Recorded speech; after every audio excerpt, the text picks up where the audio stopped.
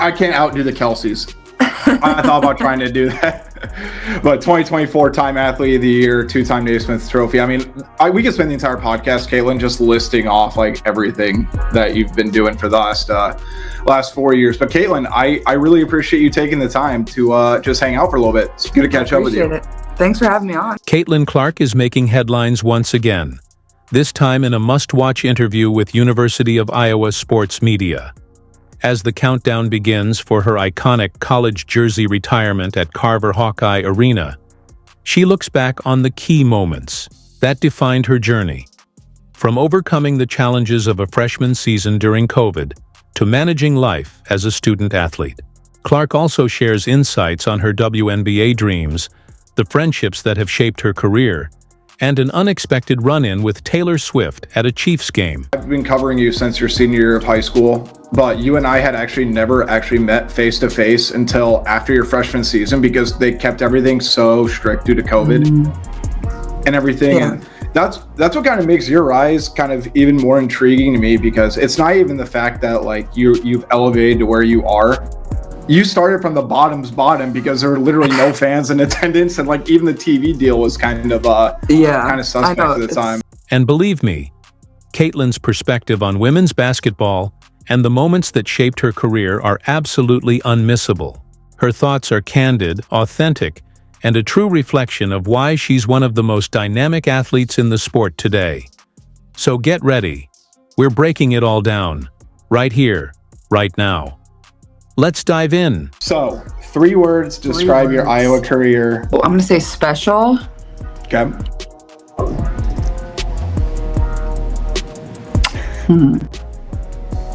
I'm going to say life-changing, but that's 2 words. Dang it. It's a hyphen. Okay, hyphen. Does that make it? Yeah, okay. Well, I'll count it 1. Special, life-changing, and impactful. I'm going to go those 3. Clark kicks things off with confidence, describing her career as special, life-changing, and impactful. But what gives those words such weight? With heartfelt gratitude, she reflects on the experiences and challenges that molded her into the athlete and individual she is today. Like impactful. And I think that from a standpoint of like, obviously I have had an impact on a lot of people. I'm very aware of that. But at the same time, I hope everybody knows they've had an impact on me too. Like it's a 2-way street, and getting to see the young boys and the young girls, or, you know, the people that have drove from miles and miles to come watch us, or whatever it was in college, you know, that has a huge impact, not only on myself, but our entire teams when we were playing. So I hope everybody knows it's a 2-way street on that. Yeah. And, it really means a lot to us players, and certainly myself. Caitlin takes a trip down memory lane to where it all started. Her freshman year, right in the midst of the COVID era. Remember those times? She recalls the surreal feeling of competing in empty arenas, with only cardboard cutouts and her family in the stands. Despite the silence, those moments on the court became even more meaningful, shaping her resilience and passion for the game. I say I don't remember a lot of them. One of the only ones I really remember was probably the Iowa State one at home, where we came back from, I think, down 18 points, but like we're playing in front of nobody. Like there wasn't anything like super memorable about that year. Like you're playing in front of cardboard cutouts and then like just your family members. So that was kind of a blur. And at some points, like it's unfortunate, but at the same time, like I feel like it gave me a year to kind of get my feet wet in college basketball. With that, I didn't have to balance road crowds. I didn't have to balance our crowd. I didn't have to balance all of that noise. What really happened during that unforgettable Iowa State game? And why does it mean so much to Caitlin? She opens up about the game's most pivotal moments, sharing how it became a defining chapter in her career and a memory she'll cherish forever. I look back and watch some of those videos of me celebrating after the Iowa State game, because I think I made 3 with like 40-some seconds to go. Oh, yeah. To put us up 1 maybe or something. It was a huge comeback anyway. And I was like celebrating like there was 15,000 people inside of Carver, and there was probably like 200 people in Carver watching us. So it's just really funny to laugh at myself looking back on, but it was a good time. Here's the surprising part. Caitlin admits that the eerie silence of those empty arenas may have actually played to her advantage. Without the deafening crowds, She was able to lock in, adjust, and develop her game on her own terms, turning an unusual challenge into a unique opportunity for growth. I feel like that allowed me to kind of play more free and kind of figure out myself and I don't know, just figure out how college basketball works. So, it was kind of unfortunate that I missed a year of college basketball of being in front of our crowds, but at the same time, I try to look at it in a positive manner of like, maybe that helped me, and maybe like that was the starting point of like how I kind of got my feet wet in college basketball. And then obviously after that, it really took off. We played in front of nobody to not being able to get a ticket, which is pretty crazy. Well, I mean, you got to play in front of your dog at least, though, too. Yeah, that was basically the only person, my fake cardboard cutout dog. And when the fans finally returned, Caitlin's excitement was off the charts.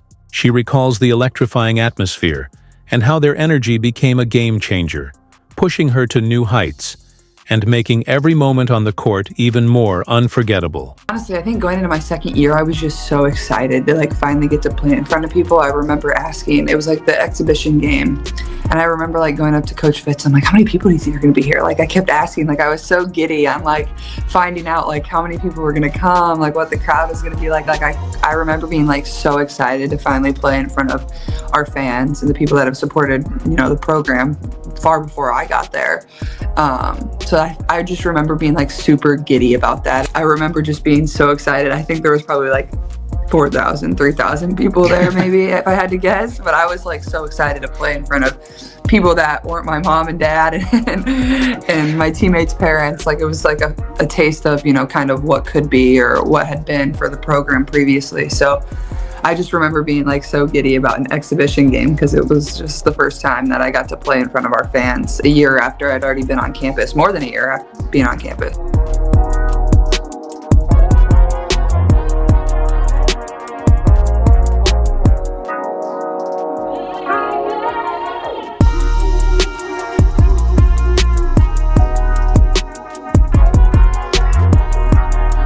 Caitlin's upcoming jersey retirement at the University of Iowa is a truly historic moment.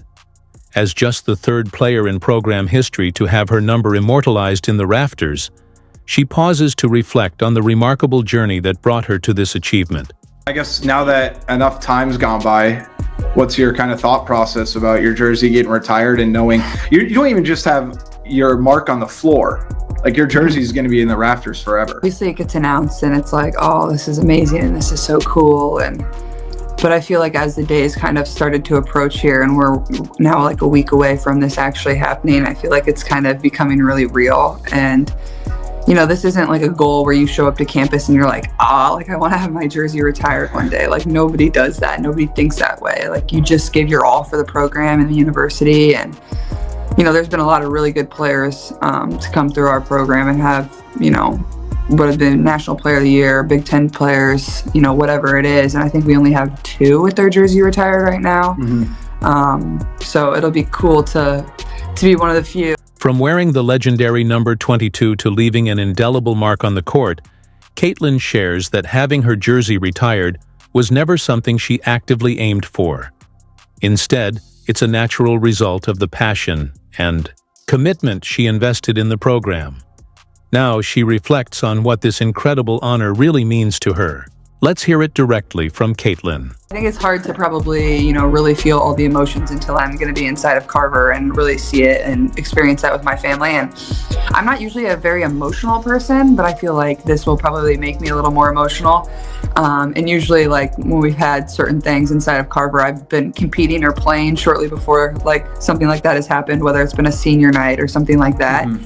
So it's hard to kind of evoke emotion after you just competed for 40 minutes. But now that I'm not actually going to be playing, I feel like I'll probably be a little more emotional, even though I'm not a super emotional person. Thankful to have played at a place that loves women's basketball in the way that it does and has really helped me flourish. And it'll be exciting for me to go back and be inside Carver. I haven't been there since I played my last game. So it'll be really special. You have a new strength coach or player development coach at the Fever now too, right? Yeah, new player development coach. Came over with Steph White from Connecticut, and it's been a lot of fun. It's been fun to be in Indianapolis and working out with him. And Keith just loves the game of basketball, you can tell, and he puts a lot of time into it. Puts a lot of time into what we're going to work on every single day, but how does that look in like a long-term plan of my development, and adding little things and refining certain things that, can help me be much more successful in year 2. And then also just trying to get stronger and be in the weight room a lot. So it's been fun. I feel like this is the first time I've really had a chance to like really work on my game and work on my craft and be really focused on it. And obviously that was hard. In college, even going into my senior year was really the last time I could work on things and add things. This is where Caitlin truly lets her guard down. She opens up in a way that reveals just how deeply the journey and the people she's encountered have shaped her, offering us an intimate glimpse into the emotions that fuel her remarkable career. What are your goals for yourself for this season? Maybe for Caitlin this season? My goals for Caitlin, I just want her to just destroy everything, right? Like I want to give her like the extra tools to where now the way the teams used to play her, you can't do that anymore. You can't force her to take these shots. So now what do? You just got to take that. You just got to take these points and just get on the other end, right? So that's my goal. I want her to just feel super comfortable in every scenario, every coverage, whatever it is, and just destroy teams, right? The goal is ultimately a championship. Do you see MVP Caitlin on the rise? Absolutely. I feel like this is really my first time in quite some time where I can really like focus and be in the gym by myself and with trainers and rebounders or whatever, and really work on things that I need to get better at. You're obviously very emotional on the court. Yes, I am. I was going to say that. I'm very emotional on the court, but like off the court, I'm not super I try to just, I don't know, be like more relaxed. And I take a lot of pride in that. Like once I step off the court, I'm not as fiery and I'm fiery, but it's not the same level as when I get competitive and I'm in a game. Yeah. It's completely different. During the off-season, Caitlin has been putting in the effort, honing her skills, and preparing for an even more dominant second year in the WNBA. Under the mentorship of her new player development coach, Keith Porter, she's not only adding new dimensions to her game, but also refining the strengths that make her a powerhouse on the court. It's been amazing to me because you're fiery, you wear your heart on your sleeve on the court, you're driven, you're competitive. But I cannot remember one time where you've been in a post-game interview or a scuffle after the game or anything like that, and you haven't had like a clear head, you present yourself well. I guess, how do you kind of not let the cup of being competitive overflow into, I don't want to say public image because I know you, it is you, but it still can be difficult to present yourself in the way that you are sometimes just because of all the pressure and everything. Caitlin views this offseason as a unique opportunity to fully concentrate on her development, free from the demands of college basketball or the intense WNBA schedule. It's the ideal moment for her to focus on improving and elevating her game to new heights. I feel like you got to be a good sport, whether you win or whether you lose. But at the same time, I think that's how I was raised. Like my parents, it was just an expectation. Like you're going to be the same person you are, whether you win, whether you lose. You're not going to brag about winning. You're not going to, pout about losing and blame other people. You just get back up and keep fighting type of thing. And on the court, Caitlin Clark is fierce, driven, and razor-sharp, a true competitor. But off the court, she's a completely different person. Caitlin shares how she's able to switch off that intense mindset and leave the fire behind once the game ends, giving us a glimpse into the more laid-back and grounded side of her personality. I think evaluating yourself first is, you always got to look in the mirror. You're never going to be able to, whether it's a ref's call you were upset about, if it was this or that the other team did, at the end of the day, the only thing that you can control is yourself and how that affects your team. You can't control anything else. And at times that certainly can be really, really hard. It's obviously way easier said than done. We've, as athletes, have all been there in any sport. People just get competitive, but I think I always try to remind myself, look in the mirror first, evaluate what you can do to get better. She discusses how she finds moments of calm and balance in her everyday life, blending her fierce competitiveness with a more relaxed, grounded approach. It's a captivating look into the dual nature of one of the game's most passionate and driven athletes. Also, I try to, convey my thoughts to the media the best I can to help them understand the game and understand what I'm going through and what I'm thinking, and try to give thoughtful, authentic answers too to help them. And I think that's been a great part of, helping our game grow too, is, the the articles that people can write or the stories that people can tell or how they can convey the game to people that are reading their article or listening to their podcast. I think that's really helpful too, hearing it from the player's perspective. So where does that balance come from? Caitlin doesn't hesitate to point to her upbringing as the key to her mindset. She shares how her parents instilled the values of humility, accountability, and grace, whether she wins or loses, laying the foundation that keeps her grounded, no matter how high the stakes. Well, that's certainly what I miss the most, is just, you're there with, your best friends. And obviously I have some really good friends on the Fever too, but there's nothing like you finish practice and it's like, all right, where are we going to breakfast? Where are we going to lunch? Like, who's coming? Like, and at Iowa, like, as everybody knows, like, we were very close knit. Like, that was my family. Like, we loved each other. Like, if we had just gotten a little bicker on the court at practice, it didn't matter. We were going to still go get brunch with each other and talk about our lives and, go home and play Fortnite together or, talk about whose apartment we're going to all go chill in. Like, for Caitlin, staying grounded, being gracious in both victory and defeat, and always looking for ways to improve are essential principles. This mindset has not only helped her become an elite athlete, but also a role model to fans across the globe. Let's hear Caitlin's reflections on the lessons that have shaped her approach to the game.